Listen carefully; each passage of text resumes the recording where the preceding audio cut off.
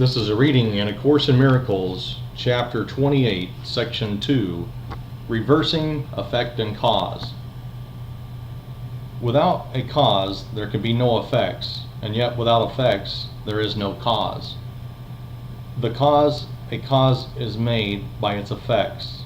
The Father is a father by his Son. Effects do not create their cause, but they establish its causation. Thus the Son gives fatherhood to his Creator and receives the gift that he has given him.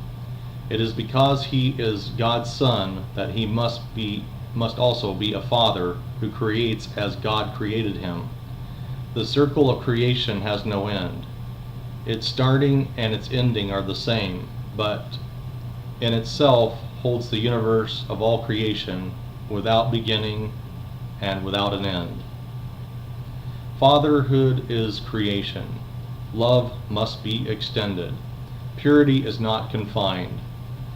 It is the nature of the innocent to be forever uncontained, without a barrier or limitation.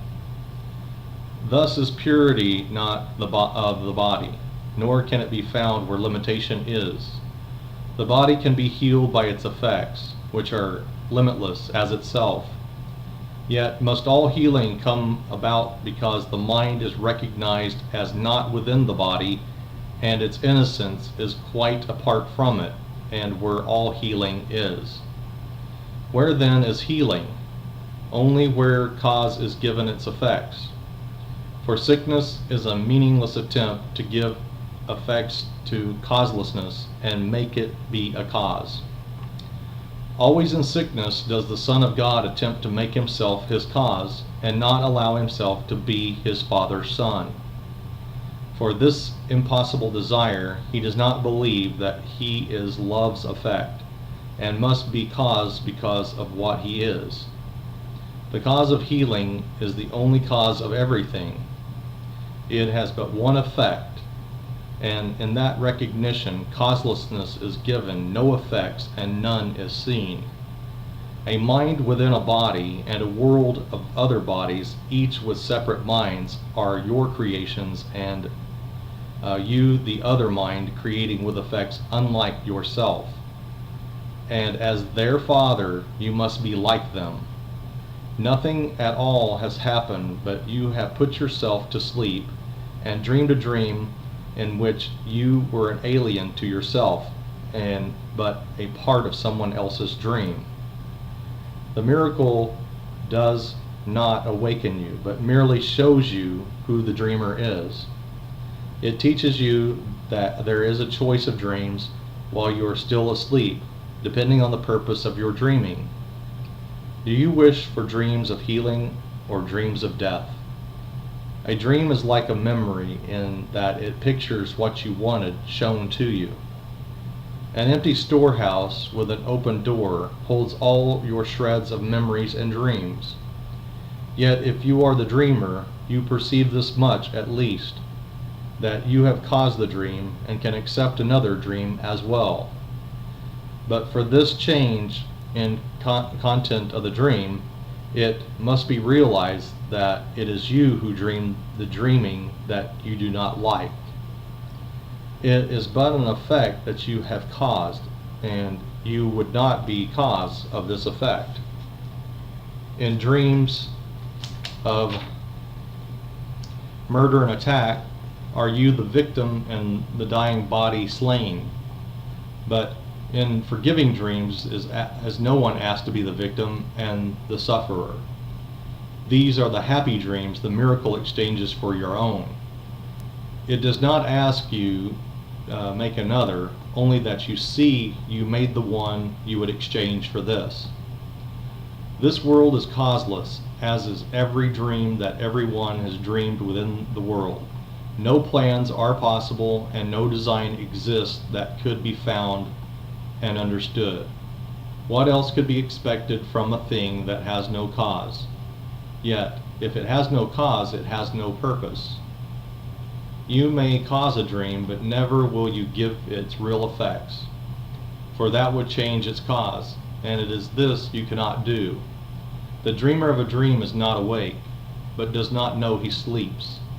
He sees illusions of himself as sick or well, depressed or happy, but without a stable cause with guaranteed effects. The miracle establishes you dream a dream and that its content is not true. This is a crucial step in dealing with illusions. No one is afraid of them when he perceives he made them up.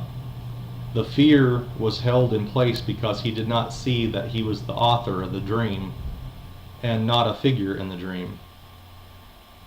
He gives himself the consequences that he dreams he gave his brother. And it is but this the dream has put together and has offered him to show him that he wishes that his wishes have been done.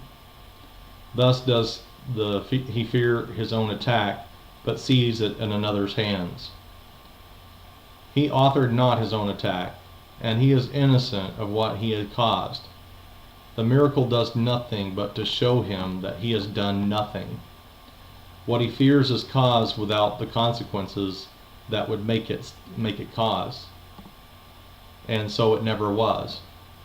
The separation started with the dream. The father was deprived of his effects and powerless to keep them since he was no longer their creator.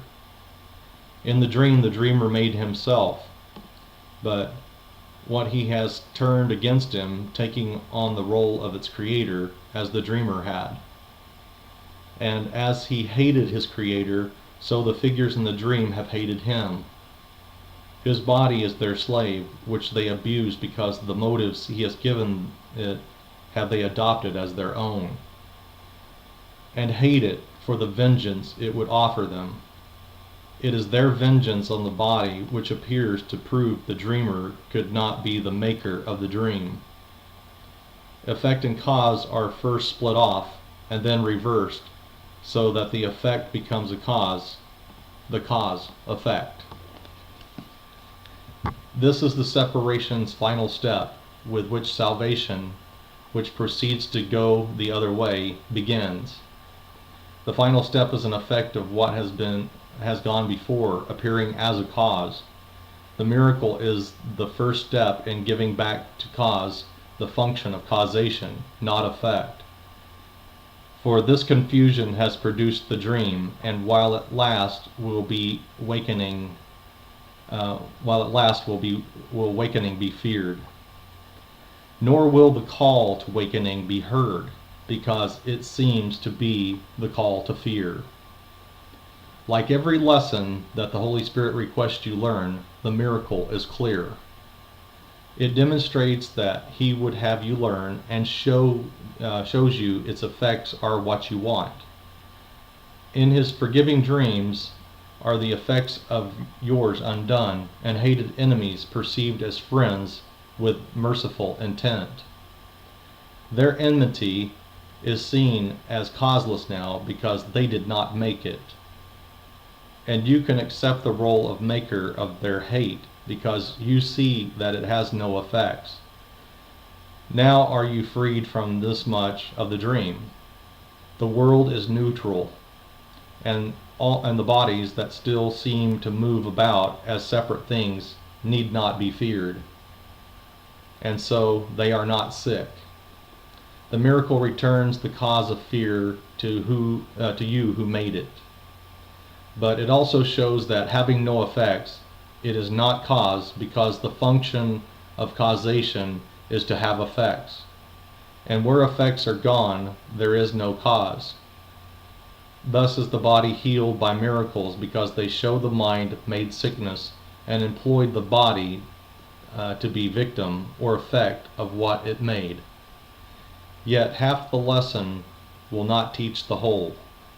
The miracle is useless if you learn but that the body can be healed, for this is not the lesson it was sent to teach. The lesson is the mind was sick that thought the body could be sick, projecting out its guilt, caused nothing and had no effects. This world is full of miracles. They stand in shining silence next to every dream of pain and suffering, of guilt and sin. They are the dream's alternative, the choice to be the dreamer rather than deny the active role in making up the dream. They are the glad effects of taking back the consequence of sickness to its cause. The body is released because the mind acknowledges this is not done to me, but I am doing this. And thus the mind is free to make another choice instead.